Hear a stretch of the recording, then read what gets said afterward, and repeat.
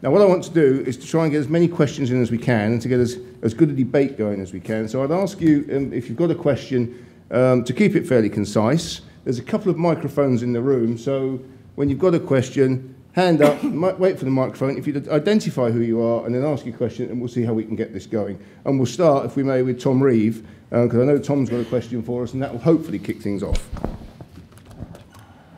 Yes, hi, I'm Tom Reeve. I'm the editor of CCTV Image magazine and also the editorial director of Security Media Publishing.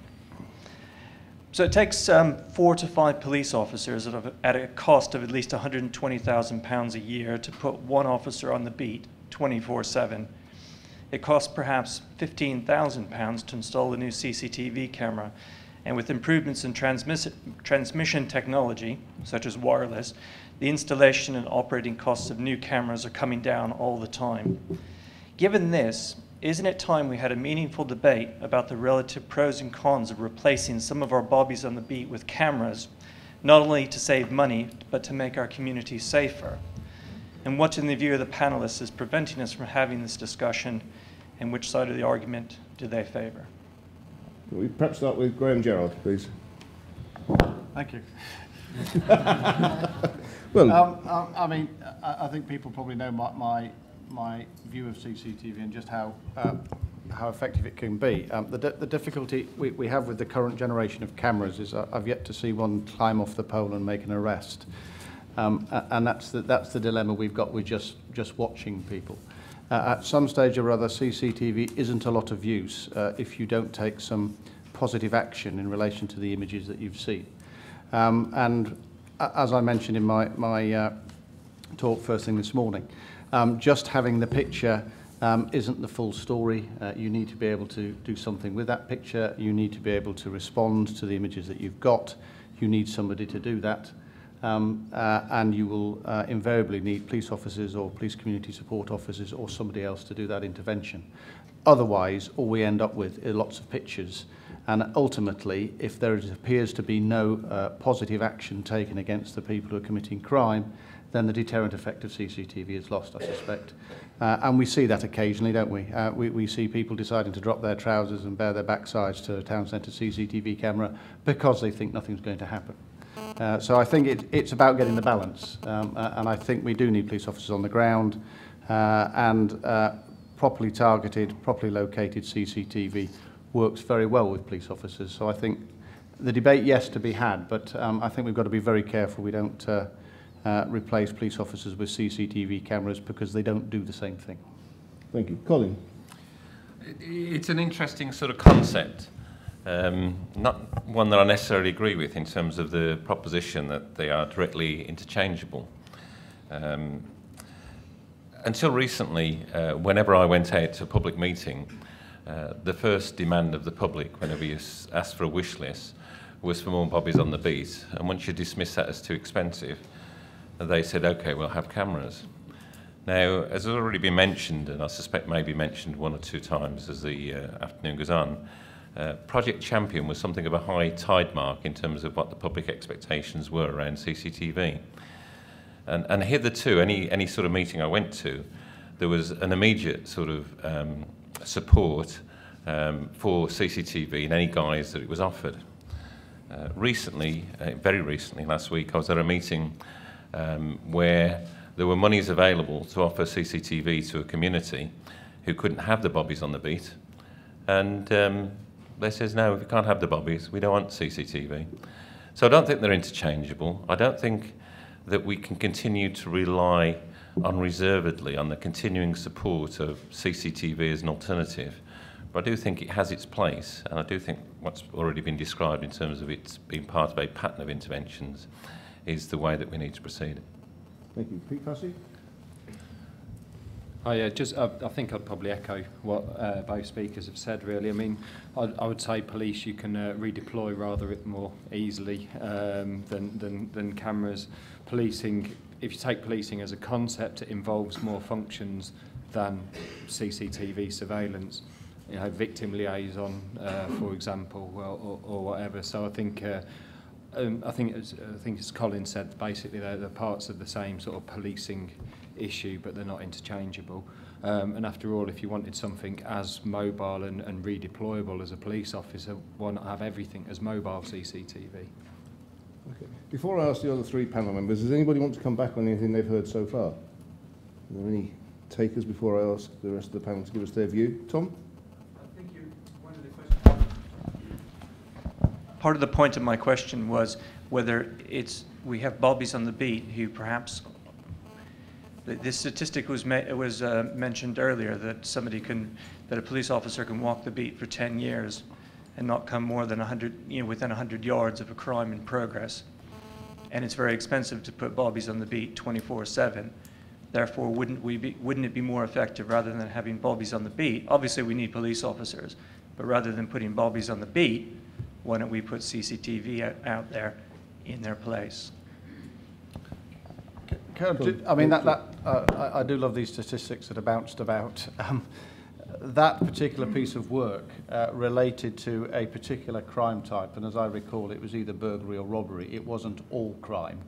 I think it's the likelihood of police officers coming across crime are probably more frequent than that. The other issue is there is this public perception that police officers just deal with crime. Actually, the bulk of our time, we're not dealing with crime-related issues. We're dealing with social-related issues. And to get the coverage, you would need an awful lot of cameras. Cameras don't go into people's houses where a lot of crime actually takes place, where we need to send police officers. The cameras aren't all over the place, nor would I want them to be all over the place.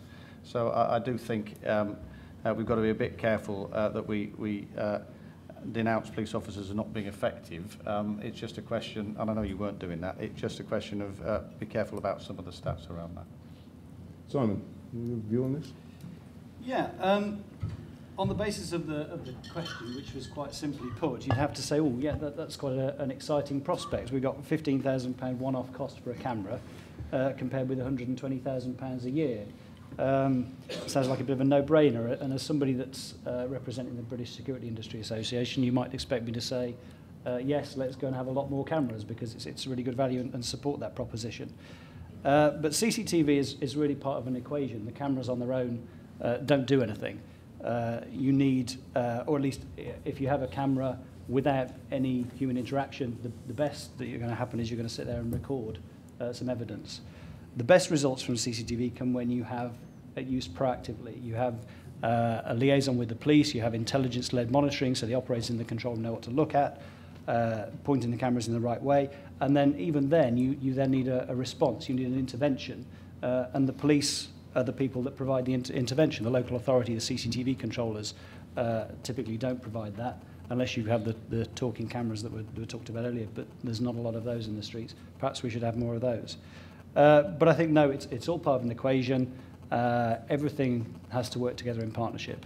And so you could possibly make an argument that in some circumstances, for some requirements and for some issues, investing in a CCTV camera makes more sense than investing in another bobby on the beat. But you certainly can't make that blanket argument. Alex? I think I would say, first of all, that you know who I am.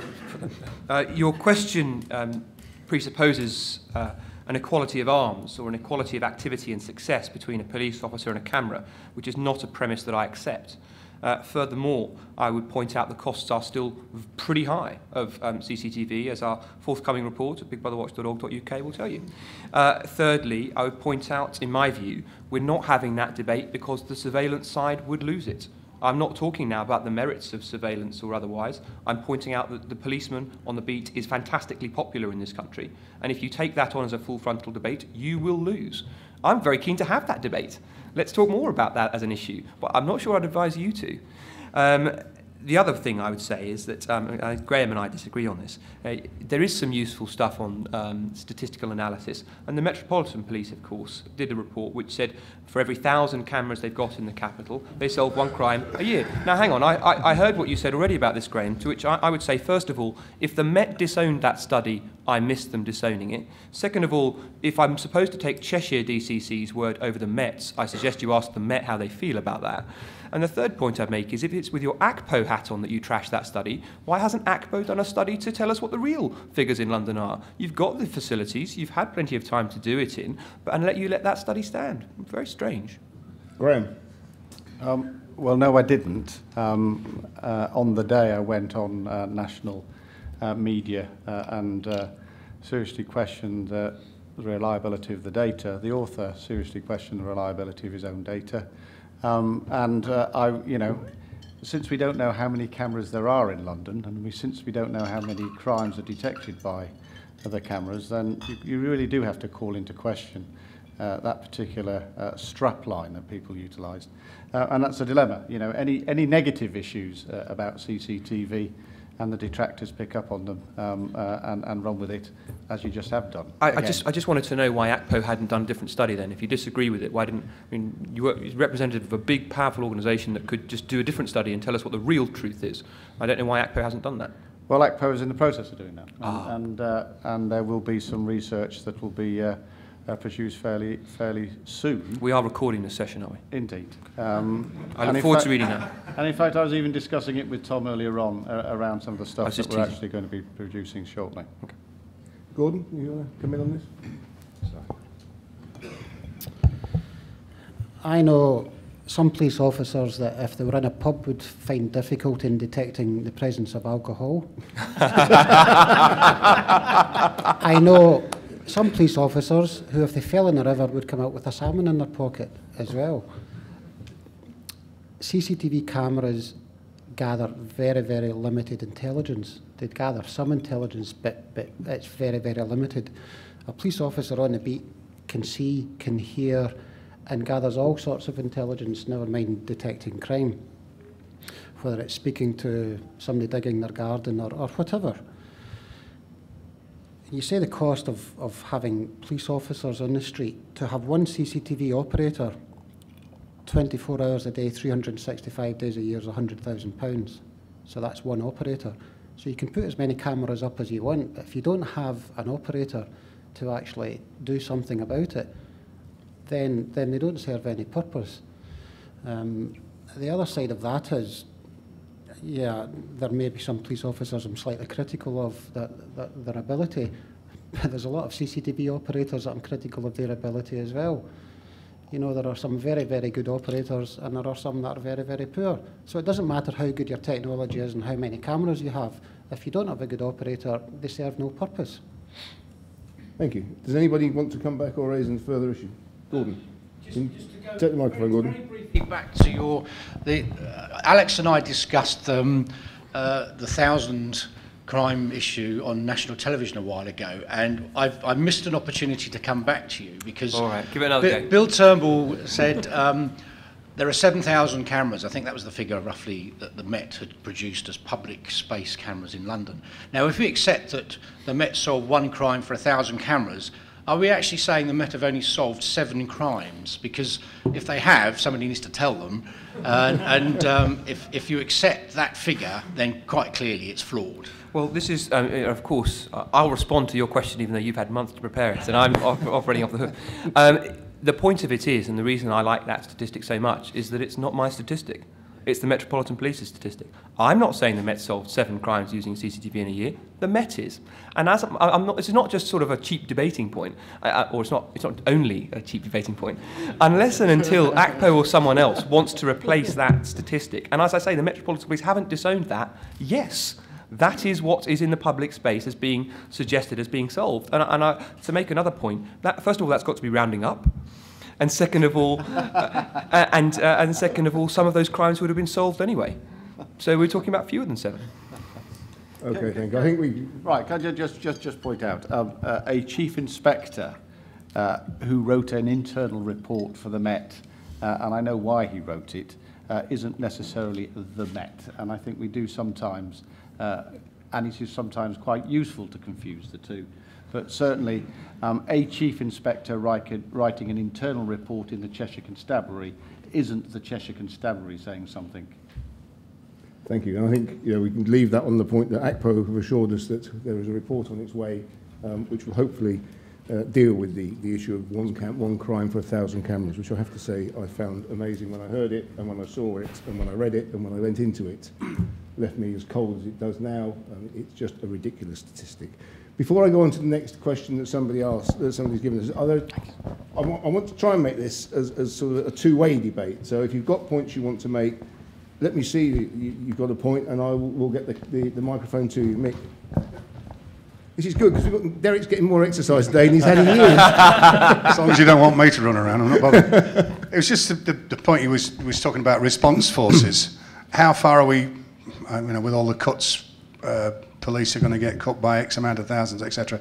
How long before that response force will be private security operatives? Simon. That's interesting. I'm not really sure that's a question for me, because my expertise is more technical than legal, and I'm not really sure what the legal stance is on private security firms responding to issues identified by local authority controller. I'm sure it's possible.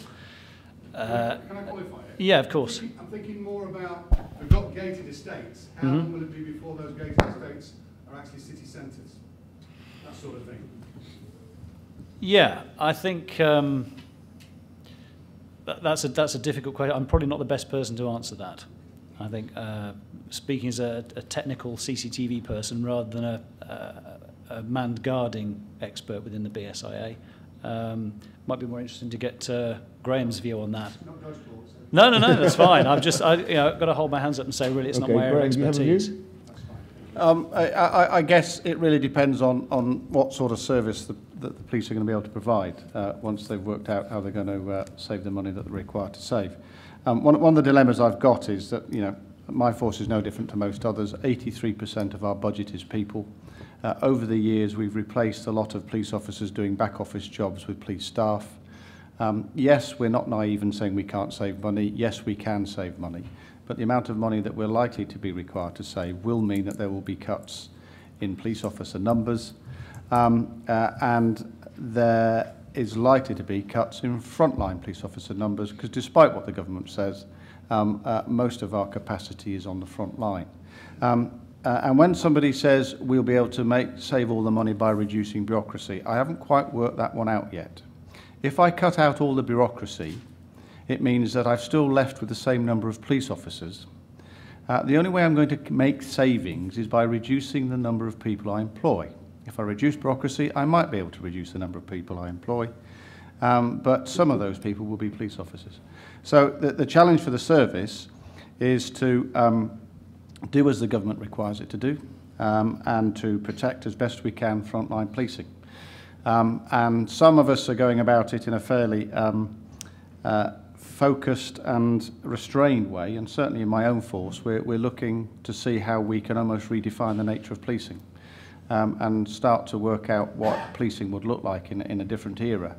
And I think that's quite a challenge, but quite interesting. And we're fairly confident that, yes, we will lose police officer numbers, but if we actually redesign some of the things we do, cut out some of the waste, challenge some of the government around some of the waste that it's actually imposed upon the police service, we might be able to provide a pretty reasonable police service with fewer police officer numbers.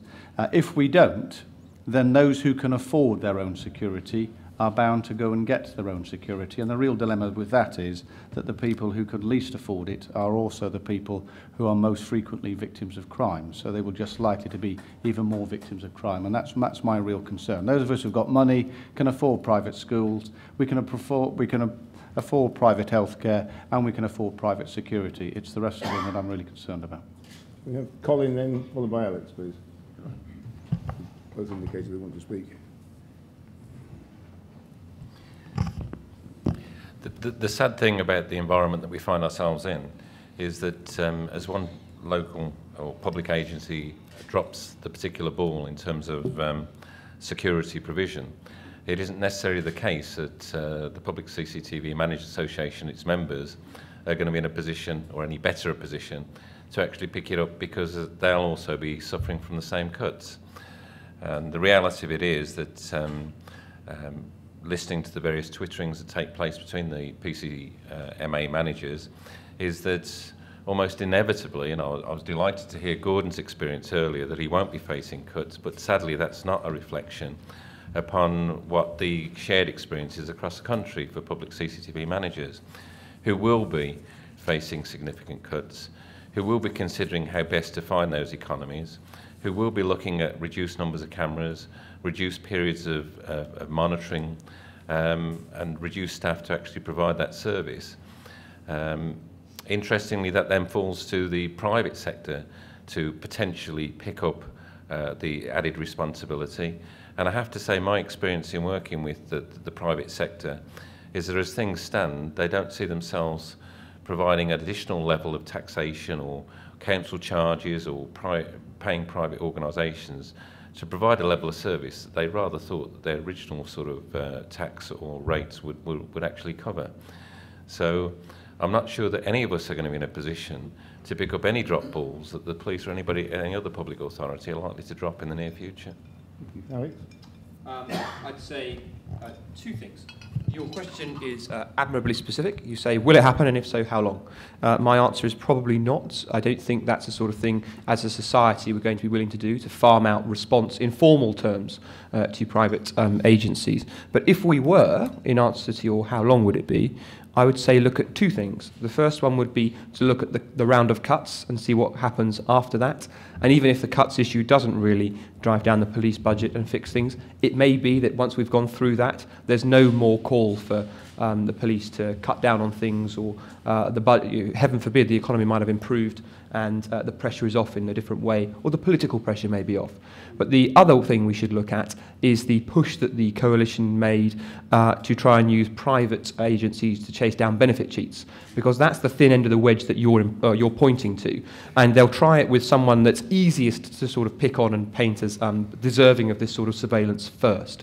And that's one of the many reasons that I oppose the use of Experian and other credit agencies to try and catch benefit cheats. They were talking about opening up the benefit book, letting Experian and co match it with their data, and then trying to catch people. And they can make allegations of people being cheats or fraudsters based on that sort of information. I think it's profoundly worrying that sort of thing happens, but it's the start of the sort of thing you're pointing at. I don't think that's going to get off the ground. And if that doesn't get off the ground, then private police forces responding to 999 calls or call-outs definitely won't. Peter Fussy? Oh yeah, just a very short response. I mean, I do agree with Alex really, but if we're talking about the thin end of the wedge, I guess we do have.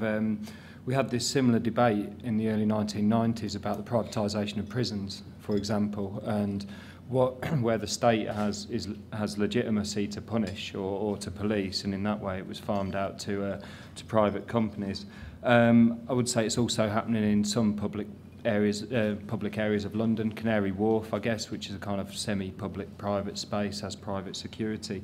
I agree there's huge ethical issues about private companies policing public space, and aside from anything else, I mean, there's reputational issues at stake as well. I remember when was it G4S or Group 4 as they were there, got the contract for moving prisoners around. As soon as a few escaped, that was it. The sort of reputational damage was huge.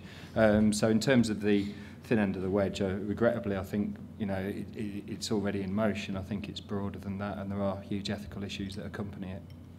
Okay, thank you. Has anybody got any points they want to raise from there? Otherwise, we'll move on to another topic. No? Okay, is Andy Bailey around? Cool, thank you. Yeah, I raised this question earlier because Graham Gerrard kind of answered it partly for me. But from South Tyneside CCTV, local authority CCTV. Now, what I mentioned to Graham was that we get a lot of comments from the police and the amount of time, energy we save in helping to detect and investigate crime is phenomenal. Last year, we've got 200 cameras that we actually monitor throughout the borough, and we had 900 odd arrests, nearly 1,000 arrests last year, so we're already ahead of the Met. Now, can we stop the Met beating? I think that's, some of us have to live and work in that area, and it'd be helpful if we could just none stop of us the Met do, beating so for a while. Right. But what it was the specifically, it was a savings made by a robust CCTV system from an actively monitored. I do stress that, because when people say CCTV, they seem to put it all together, all the shops, all that kind of stuff get put into the same category with their CCTV as the local authorities, and there are a lot of differences in the way that we manage our shop, so to speak. It's any work done around the investigating and detecting crime, specifically savings made with a robust CCTV evidence from an actively monitored CCTV resource in a town environment. So obviously, if you've got a town there, you can have a lot of shoplifting, nighttime violence, things like that, not around burglaries and all that, which, to be honest, we're not there to monitor. I mean, I don't think there was a recent article about that CCTV has no effect when it comes to crime, and they made the example of burglary. Well, of course it's not, because we're not in people's houses. So how can we, Peter Fussy. Okay, so the question is, sorry. Has any work been done specifically around the savings produced by robust CCTV evidence in detecting and investigating crime? Not to my knowledge, not sort of independently. And I think there are a number of issues here. Is how do you define that? I mean, it kind of, some of these sorts of studies as well strike me a little bit as kind of reminiscent of stock market fraud, where you kind of you sort of advertise the benefits and how your stock has risen, and then you bury the losses elsewhere. So although there obviously are benefits in terms of investigations, and who can deny that? I mentioned at the end of my talk about the police precept, for example, in the way that if you increase the scale of a CCTV network or any surveillance network, you increase the amount of resources you have to direct towards managing that. I was struck at a similar event like this a few years ago that I spoke at, and the CCTV manager for Hackney, or he was a deputy manager, he was talking about in the aftermath of July the 7th, and he said the police basically requested a certain amount of footage, 12 hours of footage from his cameras, and it amounted to over 32,000 hours of CCTV footage. 5 years before, when David Copeland set off 3 nail bombs in and around in London, the total investigation was 26,000 hours. So here we have 32,000 hours in one of 32 London boroughs. I'm not saying all of them are centrally located or whatever, but the point there is that if you increase your network, you increase the resources you have to deploy towards it. So in terms of active monitoring of CCTV, then that in itself is a resource-intensive activity, and if you're going to do any kind of cost-benefit analysis, you've got to define costs and benefits pretty broadly, I would say. Okay, any other member of the panel, I think? Yes, Colin?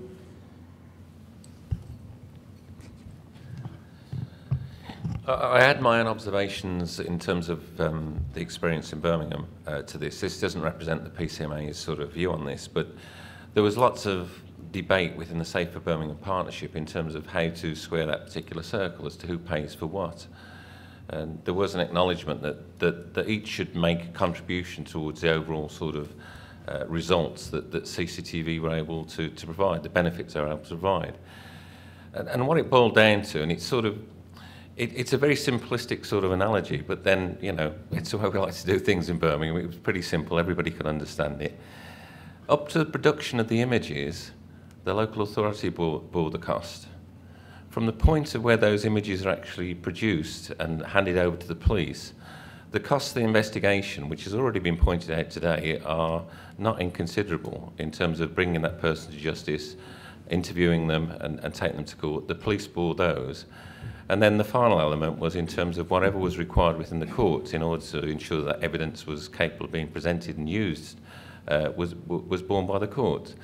And that way, it stopped a huge amount of time and effort that we all got engaged in terms of who should pay for what and how we would recharge and push money back and forth. I know that's not everybody's sort of solution. I know it's not something that everybody would pick up and run with, but certainly it avoided those long, indeterminate debates that we seem to be having up to the point where that decision was made. Thank you. Rod, I think you wanted to come in here. Hang on, Rod. See. Hi, I'm Rod Briggs. I'm the CCTV manager for South Gloucestershire Council. I found myself listening to yourself, Alex, earlier, no preconceptions, and I basically agree with virtually everything you said. Over the last 3 years, I've spent £300,000 in increasing my CCTV system in South Gloucestershire. We reduced our cameras from 66 to 44, and they're now located in our town centres. However, South Gloucestershire is a very rural area, and I think 44 cameras is very proportionate to the size of the county. However, being a rural area, we have a lot of issues with fly tipping, and it costs the good burghers and the good taxpayers of South Gloucestershire over £500,000 a year on average to clean up the fly tipping issues. Now, I know fly tipping is an offence and it is against the law, so why can't we know, or why do you disagree to use cameras, whether it be covert or overt cameras, to obviously investigate these fly tipping issues? To £500,000 a year cost savings, surely it's in the benefit of everyone. And as I say, we have 44 cameras in a big county, which I think is very, very proportionate. Well, of course, we can discuss what's proportionate and what's not proportionate given different cases and different examples. And I accept that that is not a particularly high figure for an area of your size. I talked about fly tipping because that was the excuse given by Bromley Council for carrying out surveillance of a charity shop. And they were trying to work out who'd left material outside the shop. So that's the fly tipping the use of the surveillance for fly tipping that I was criticising. People leaving donations outside the front door. Now, admittedly, that might have been, I don't know, it might have been a litter hazard. It might even have attracted thieves who come along and take things from outside of the shop when the shop is closed. But in no way, in my view, is that proportionate. Is that a proportionate use of surveillance? Now, we can have a discussion about whether or not it is like how big a mess does it have to be before you can justify surveillance of a place in your patch where fly tipping is a serious problem.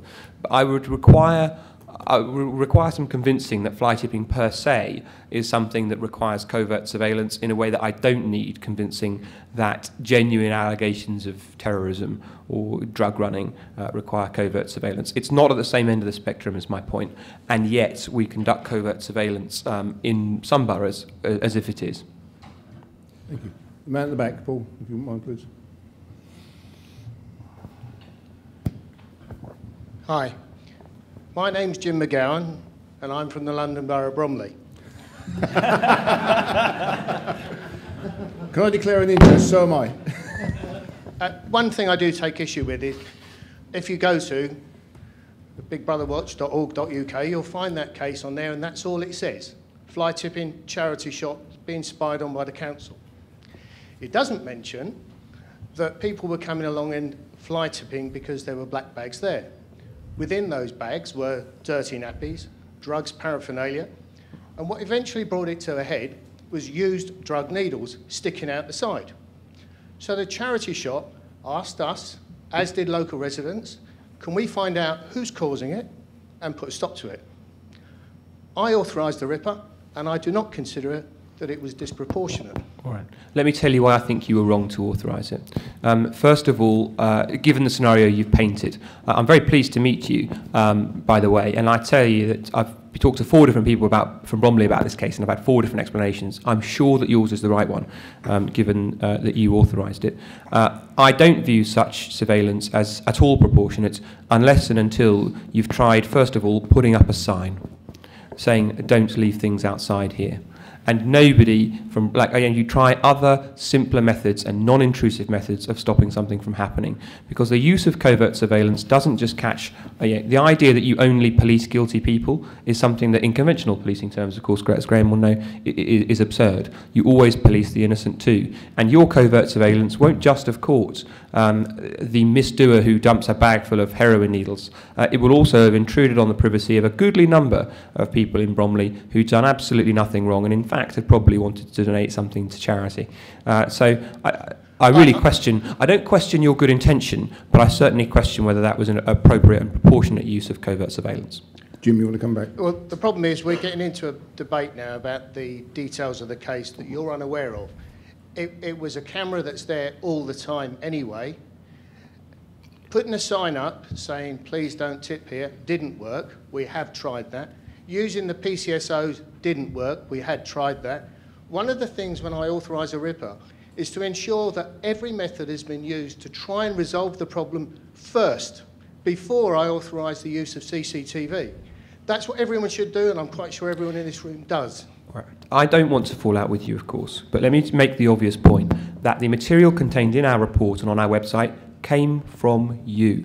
We didn't get it from somewhere else. We obtained the answers to freedom of information requests from offices like yours. And so if you think you've got a case which in other circumstances might look ridiculous, like conducting covert surveillance of a charity shop, and in fact is, as you think it is, thoroughly justifiable, then you should probably say so, instead of delivering the answer that we reproduced on our website, to which you are now objecting. Yeah, again, we're getting into a detailed conversation. I didn't give the information, and I still, to this day, haven't been able to find out who gave it to you. Okay. I know you've got it from Bromley, you say someone did, but I don't know who. Well, we didn't guess that you'd done the operation. Okay, I don't think we... Sure. I think the points are well made on both sides there. Are there any other points around this issue before we move on? No, it's Paul Mackey. Yes, I can see him down here.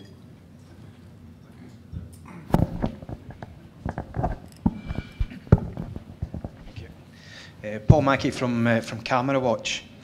Why do you think it is 10 years after the Data Protection Act was amended to include CCTV images, there are a huge number of CCTV systems in the UK, both public and private, do not comply with the legislation, thus allowing CCTV to be misused and abused, resulting in suspicion, bad publicity, and the loss of confidence by members of the public?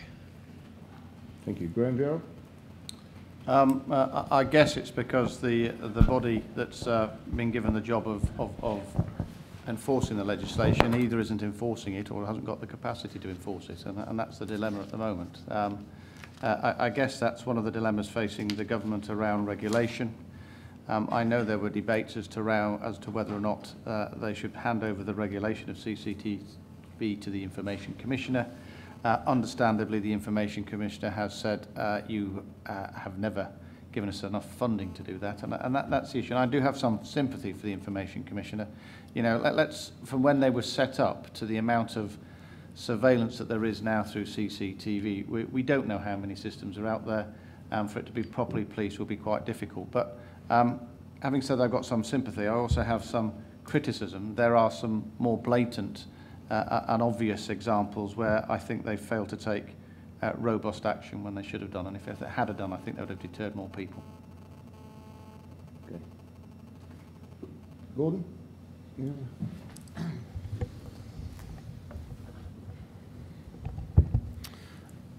I might not be the best person to answer this, bearing in mind that I've just got an award for achieving 100% data compliance. That's why I asked you. But equally, I thought that what we were doing did comply.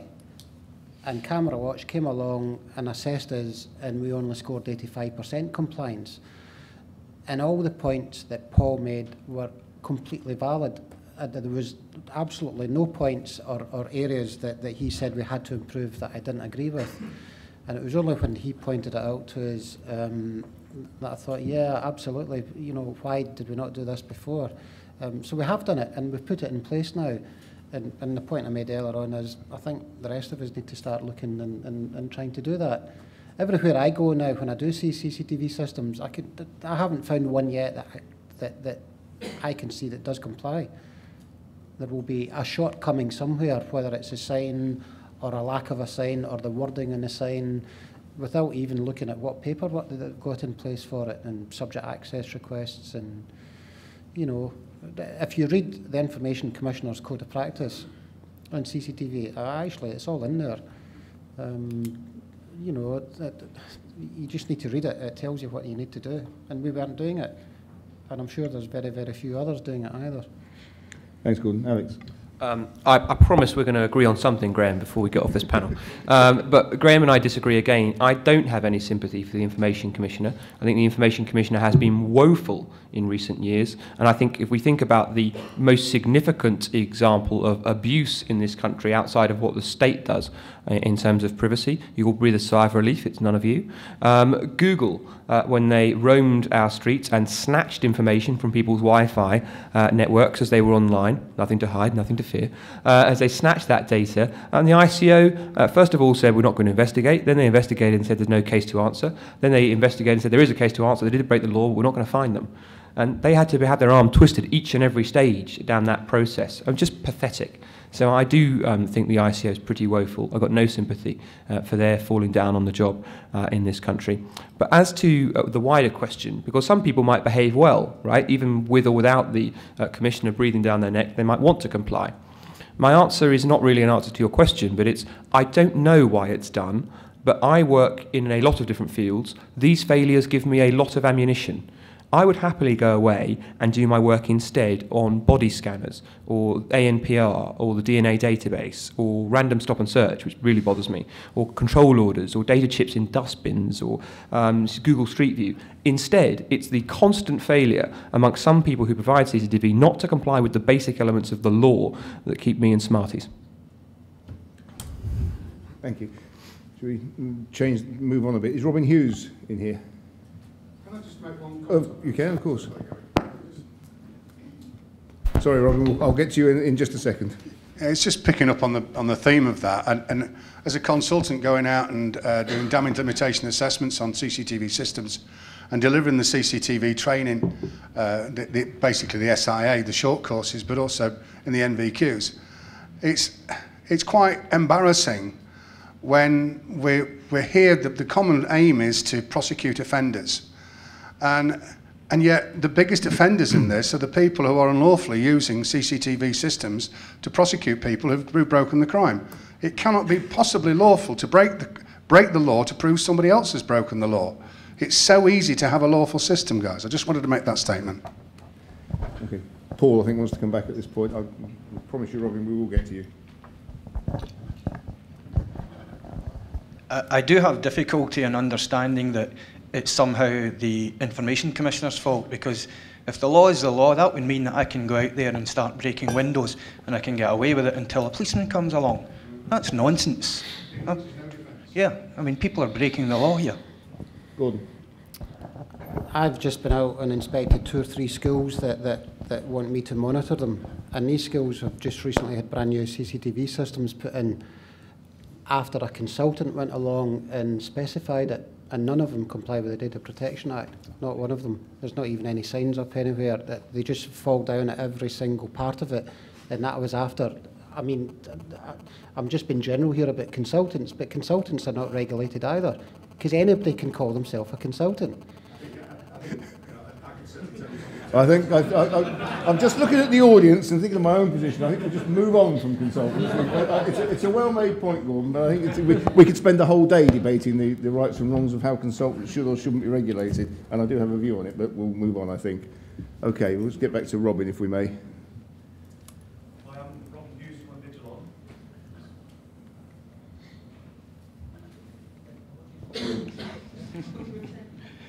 Vigilon. Given that even the anti-CCTV lobbyists, such as Big Brother Watch, are advocating better quality standards in CCTV imaging, is it about time the Home Office and other industry organisations enforce the same? Can I ask Simon, and I should just say to answer this, the BSIA worked with the Home Office and with the National CCTV Strategy Board to start to map out some standards. So Simon, perhaps you could pick this up for us. Yeah, I mean, as a lot of work is in place on standards. The BSIA Technical Committee, TC10, have regular attendance from the Home Office Scientific Development Branch. So within the BSIA, TC10 works on the standards for the CCTV section. We liaise with the Home Office. We had input into the HOSDB guidelines, which I've got to say, I don't think those guidelines are publicised well enough BSIA members will have visibility of them, but the BSIA typically represents the most sort of professional arm of the industry. So there's a huge amount of a huge number of cameras at the lower end that aren't installed by members of the BSIA. There are probably, I'm guessing, a large number of cameras installed by members of the BSIA that perhaps aren't compliant with best practice. Part of that is that sometimes users aren't prepared to pay for the best. So there's budget issues, but certainly within the BSIA, you know, we work very hard on standards. We support the use of standards. It's in our interest to drive up quality standards within the industry, and it's when we have poor quality images, when the public perception is that CCTV doesn't do a good job, that it's not effective, that obviously harms the industry. So it's very much in our interests to work with organisations such as the HOSDB to drive up standards, to drive up image quality, and even to not just look at technical standards and the standards of equipment, which I'm sure is where Robin's coming from, given that he's selling megapixel technology cameras, but also to look at getting the application of CCTV right. So organisations like BSIA member companies should be working with end users to make sure they understand the operational requirements, and even to question why a camera is being installed, what job is it supposed to be doing. Well, I'm glad to have a point of agreement with Alex, but another point of agreement, we both think that use of CCTV should be appropriate and proportionate. I'm sure we disagree on what appropriate and proportionate means, but BSI member companies or installers who are the experts, end users, typically would install a CCTV system once, might then move on to do something else. But installers are doing this day in, day out. They should be advising end users as to what legislation and what standards are out there, and making sure compliance. But to go back to my point on, the operational requirement is key. What is the camera there to do? And that then drives what resolution do we have to record at, what kind of frame rate do we have to use, what kind of light levels does this camera need to perform in. And there's a whole, the HOSDB operational requirements manual is all about that. And I don't think it's widely used enough, even by, dare I say it, consultants. You can say it before you Alex. Graham, we anguished long and hard about standards. We did, strategy. and clearly there are some appalling systems out there that people have paid good money for, and they've either been installed badly or whatever. And that needs to be improved. We're wasting a huge amount of public money trying to make use of some pretty poor quality technology. There is a slight dilemma from a policing perspective, in that some of the images that we try to make use of, the systems were actually put in place for policing purposes. The image was, or the system was put in place for a different purpose. It so happens that it's captured an image of crime in progress. We have recovered that image. We are then duty bound to try to investigate the crime. And so some of the images that we show, actually it ain't the fault of the system, it ain't the fault of the installer. The system was never designed to produce broadcast quality images for policing purposes. It's just that the police are trying to use them for that purpose. So, but in the main, we are concerned around the quality of some of the stuff that's out there, and certainly concerned around some of the equipment that's been sold, the fact that we cannot download images effectively, the fact that it costs us a significant amount of money to download images and to actually acquire some of the data. So there's a lot that needs to be done around the standards, which was one of the reasons why we wrote the strategy in the first place.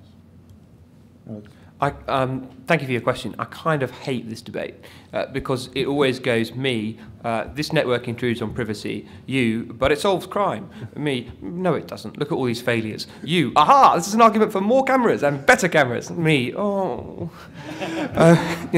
But so let's try and get some agreement. We are all against pointless cameras.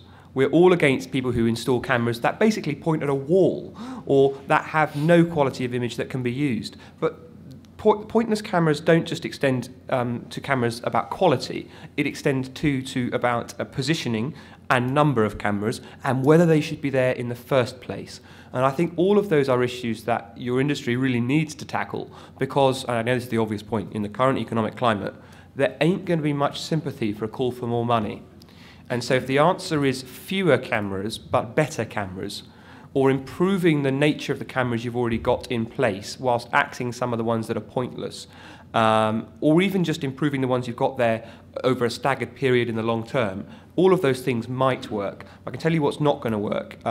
Asking for more cash for more cameras is just a non-starter, I think. And of course, in my view, rightly so.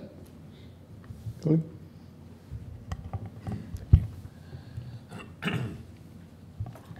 The reality of it is, if any of us were involved in a new country setting up CCTV, the only thing we'd be sure of, we wouldn't start from where we are at the moment. We've got a raft of legacy kit, and it was referred to earlier this morning. We all aspire to CSI quality, but many of us are left with camera watch quality. And the reality of it is, and again, it's quite simplistic, I guess, is that the budgets that local authorities have, public CCTV managers have to manage their kit, just can't keep up with the technical innovation that's constantly arriving. We see it in our computers, we see it in our mobile phones, and it's just as evidence within CCTV that no sooner have you gone out and you bought a new digital platform for your CCTV system, when you come to an exhibition like this, as I did at lunchtime, and you find that the next generation is already sort of overtaking and offering you opportunities to do things far more effectively, and are likely to come out in the next standard in terms of this is what you should be aiming for, and it'll be another 5 to 10 years before the budget arrives to enable us to do that. That's just the reality of it. We have to buy to the budgets that we have, and as has been said, those budgets aren't going to increase, and they're likely to decrease in the near future. Does anybody want to come back on any of that? Jeff? Yeah, Jeff Ball, I'm one of those dreadful consultant chaps everyone's been talking about. If we look back over the years, and we've referred to the HOSDB operational procedures manual, that's been around for a long time, and the general principle of it being a statement of purpose based on an assessment of problems and the hoped for solutions has been kicking around for a long time. So the inbuilt quality standards that should shake out for that are really issues that have been discussed for many, many, many years. And the issue about whether you make things better is very much down to whether that's a voluntary decision for people to install a quality system to a certain standard or not. So clearly, once the standards have been defined, the fundamental difference has got to be, is it voluntary or is it part of a regulatory framework? Just on that subject, I've said for a long time that, you know, if I want work done in my gas appliances at home, I get a Corgi registered gas person. If I want anything done in any electrical work, they've got to be NEIC registered. So why are installers not registered in some sort of way? Rod Briggs there from South Gloucestershire had a system installed a couple of years ago by a major national company that shall remain nameless, and it's an absolute disgrace. Now the kit's perfectly good, but the installation's shocking, and that's the problem. I think there's very, very little poor CCTV equipment out there. It's just badly installed, and I think we need to set benchmarks for that. And there's a response from the floor. I heard one or two mumblings. No? Okay. Mick, do you want? Well, I don't want to just, you know, I've made 2 comments already. I'm aware that there's other people, but I've challenged installers, and I've said to them, you know, I've quizzed them about observing relevant legislation, which we all know what we're talking about, data protection, etc., etc. They have no idea what I'm talking about. When I talk about a register with the ICO, from electronic matters, you know, and I'm so Gordon, if I would wish that there would be somebody, we spoke to the SIA about it, whether or not the SIA should license it was when we ran a CCTV users forum in Doncaster in May, and we put the question to them, and they said, and we now know that because of all the Quango things going on, why it's not gone forward. But it was something that's been considered, and I think it's something that should take forward. I hate to say this, but Mr. Maltby wants to say something.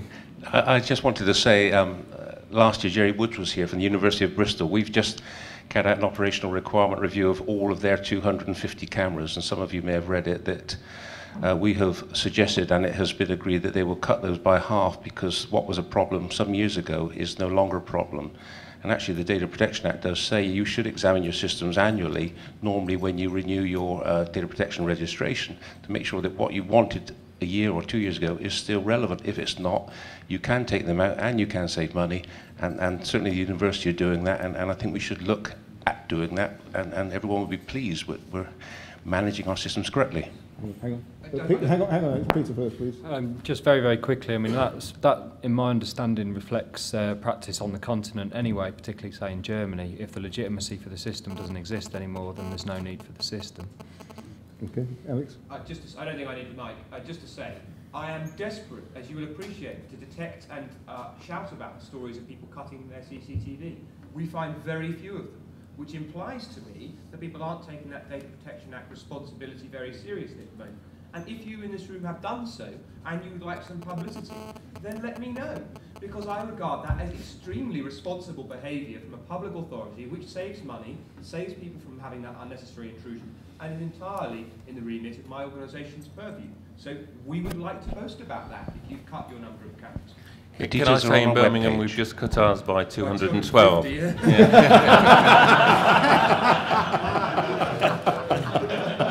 Well, there's a story for you to shout about, Alex. I think that's on the website, isn't it? Okay. I think what that reminds me, and it's just an advert for the strategy, which is, unfortunately, because of the way government is at the moment, lying rather dormant, and I hope we'll see it kicked into life. There is, within the strategy, a recommendation about reviewing camera locations, reviewing what cameras are, and I certainly, as a co-author of the strategy, would endorse that quite wholeheartedly. I think there is a requirement for system owners and system operators to review their cameras and their camera locations. For many reasons, but one good reason is quite simply, quite often those cameras were put up some time ago to deal with a specific incident or a specific series of crimes or antisocial behaviour which has been dealt with. And it's whirring away. It's a remarkably modern technology, because some of them are still whirring away after 10 years, but they are actually still whirring away, delivering absolutely nothing. So I think my one moment in this is to say, review your systems, review what you've got there, have a look at it, because I think actually you might get a surprise and discover that not only do you not need as many cameras, you can save some money as well. On which happy note, unless anybody's got a comment, can we ask John Goddard? Is John around? Thank you. John Goddard, Councillor John Goddard from South Gloucestershire Unitary Authority, a user of Gordon Central Station, who also provides our out-of-hours emergency number answering, and we are very pleased with his service. That's not the question, though. That's the advert. The perception of the benefit of CCTV of the general public varies greatly depending on the viewpoint.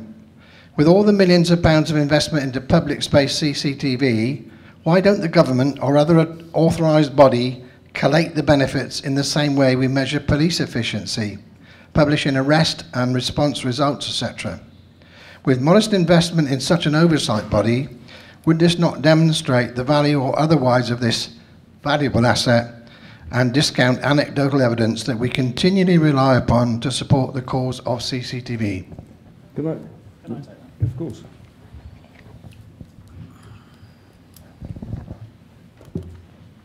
Yeah, hi John.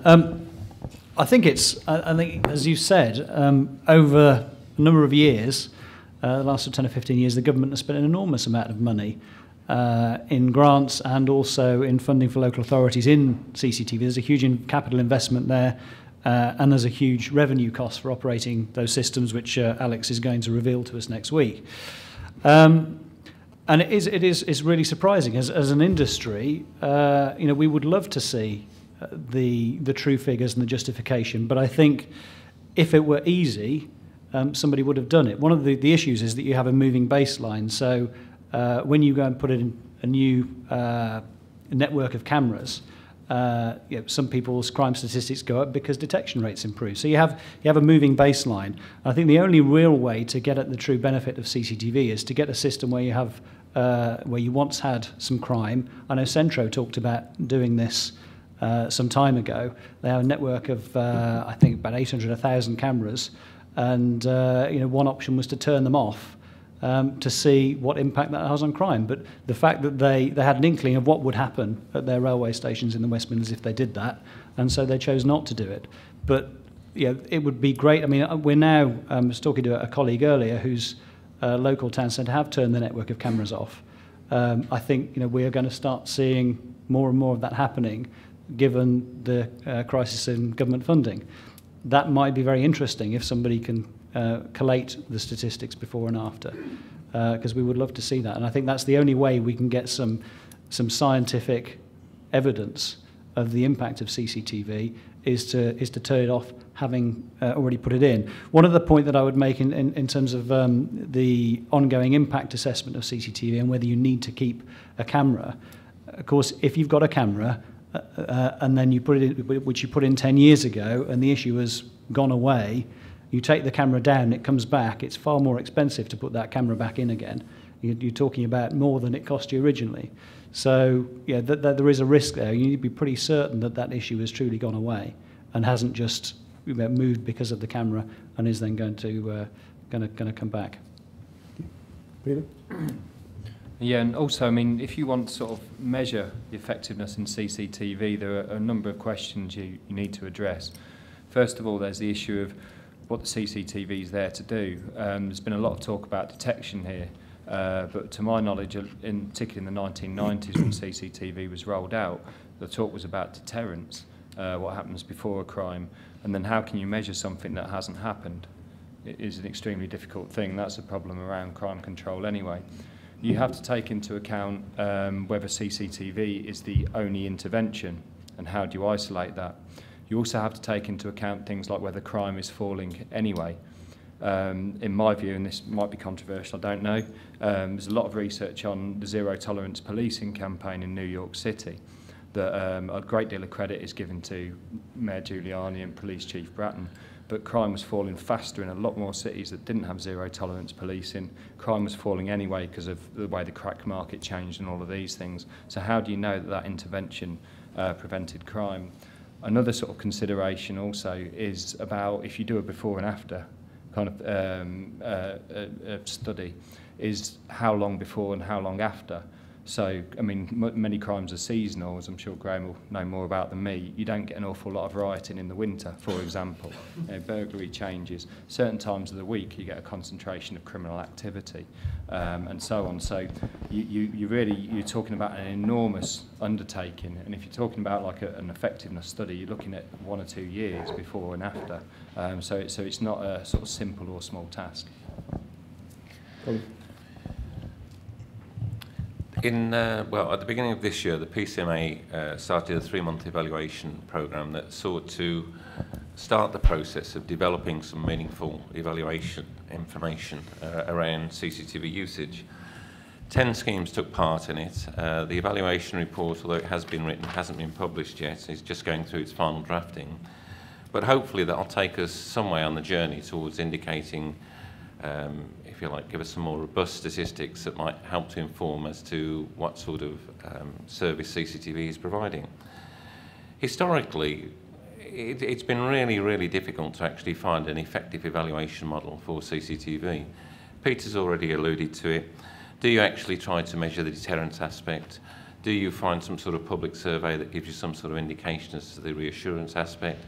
Do we do what historically we seem to have done more than anything else, is try to rely upon a crude statistical measure that could produce wildly misleading figures like 1 arrest per 1,000 cameras?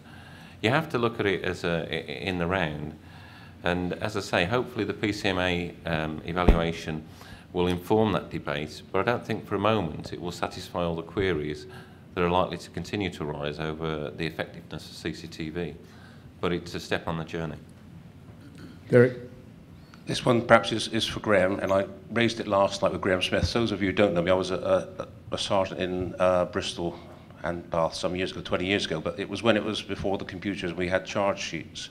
And if you arrested people, you were asked to tick a box to say, was it related to drug offences or drug taking? And I suspect that it still continues. And Graham said, well, actually, he can tell about DNA and about fingerprinting, but isn't there a simple way that presumably the mechanised computer system, when you bring a prisoner in, can ask the question, was it related? Did we get some evidence on public space CCTV or other CCTV? Tick a box, and that will give us numbers throughout the country, something simple like that. Yeah, and this is something we've been looking at, and in fact we've actually asked the advice of some pretty leading academics, because what we have found is any evidence we're going to put into the public domain, the methodology has to be right if we're trying to show the value of this. Not so much if you've got a negative story about CCTV, you don't need to be worried at all about the methodology, you just go for the headline and make use of that as much as you can. But the methodology would have to be right around this. And the dilemma is, what are we talking about? Are we talking about arrests? Well, actually, the person might actually not have been responsible for the crime, but we've arrested them. Are we talking about what percentage of the evidence related to CCTV? How do you gauge that? And interestingly, we did write in the national strategy that we wanted to start to acquire this data. And perfect timing, it was at a time when the government announced that they were going to reduce by a half the amount of statistical requirements on the police service, and also amounted at a time when they were criticising us heavily for increasing bureaucracy in the police service. So actually, it's worked against us in terms of even putting in place some fairly simplistic changes to some data analysis. Some forces are doing it locally. Certainly in my own force in Cheshire, we're doing it locally. We know what percentage of images we recover. We know what percentage of those images are then identified. We know what percentage of those images then lead to an arrest. We know what percentage of those arrests then lead to conviction. So we have that data locally, but actually it has taken us some time to put in place the mechanisms by actually measuring all of that. And hopefully that's something we'll be able to publish in due course. But we keep going round and round in circles. Ideally, I would like to impose some bureaucracy on the entire police service to say this is what you need to do. But at the moment, people are desperately trying to reduce the amount of bureaucracy. The Home Office is saying there are no targets. To actually get the Home Office support around this is really difficult as well. So that's the situation we've got. Well, the technology's taken over. It's a bit of a worry. I think we're nearly back there. Okay, Rod. And then. As I said, we reduced our cameras. I was a police officer myself for 20 years. We reduced our cameras from 64 down. We reduced our cameras from 64 down to 44. And I'm very pro-police, very pro-police. But within South Gloucestershire, well, even in Somerset Constabulary, I must get at least a dozen phone calls on average a month from police officers and PCSOs asking me, do we have a camera on Kingswood High Street? There was one there before, but it's gone now. Where's it gone? And these are police officers who walk their beat, should know their beat, and they are phoning me up as the CCTV manager and asking me, are there cameras in our area? Which I think is shameful. Just a point I wanted to make.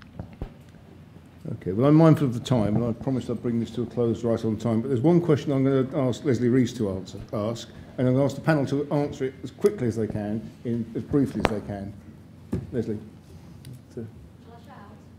No, I think they're going to fight over bringing the microphone to you. Hello there. Leslie Rees, Mansfield District Council, Community Safety Manager. It really follows on from the previous question.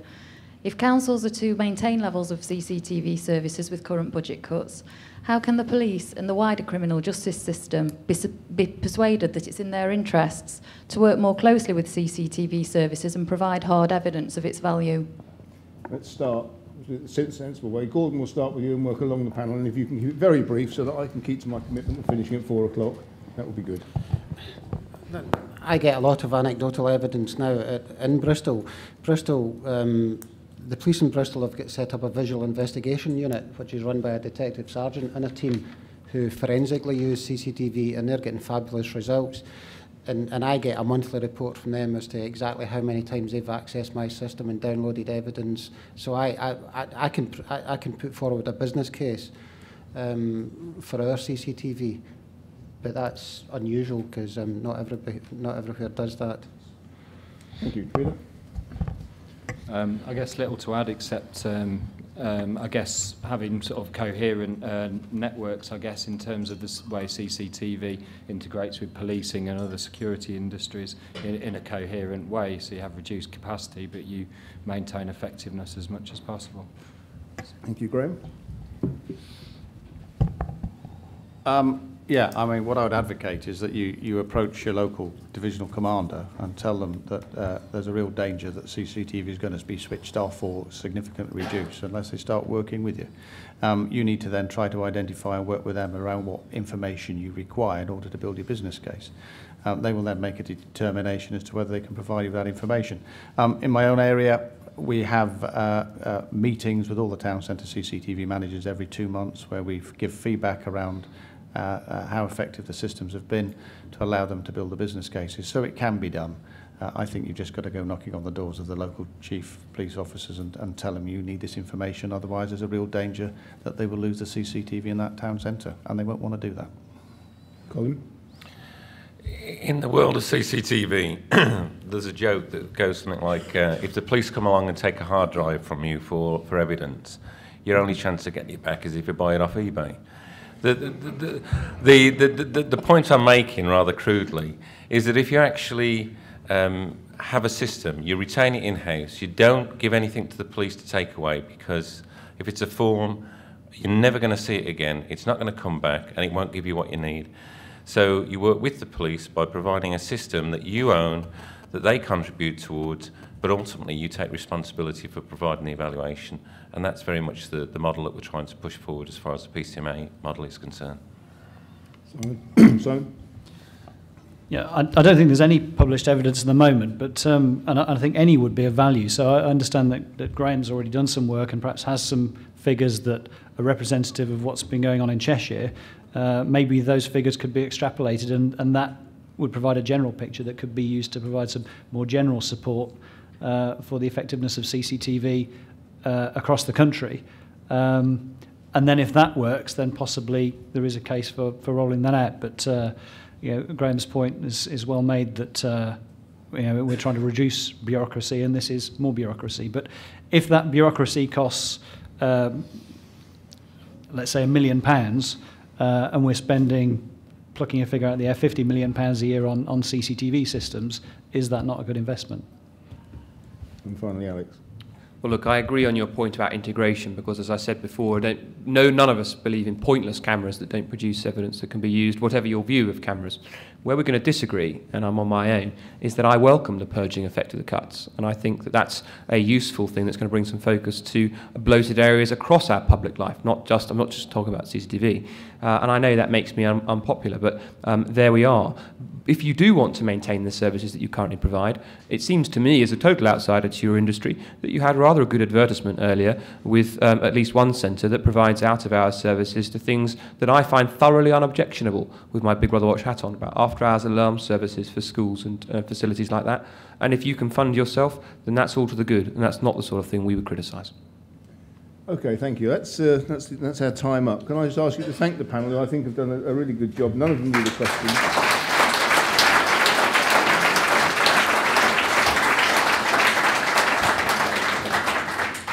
And Derek, I think you're just going to... Paul's going to do it, is he? Okay.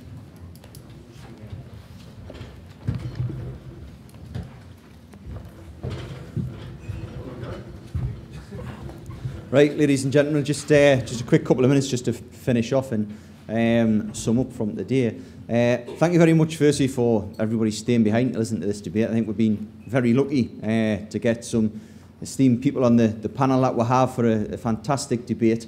I think at the end of it, when it all comes round, we do all want the same thing, despite what party we come from and which organisation is. We all want legitimate systems, legal systems, proportional systems, and we all accept we do have to save money over the next few years, and it may well be by doing operational requirements and effective system management we come across that. And I'm sure that'll please Alex if we cut the numbers down. It'll please budget people if we cut the numbers down.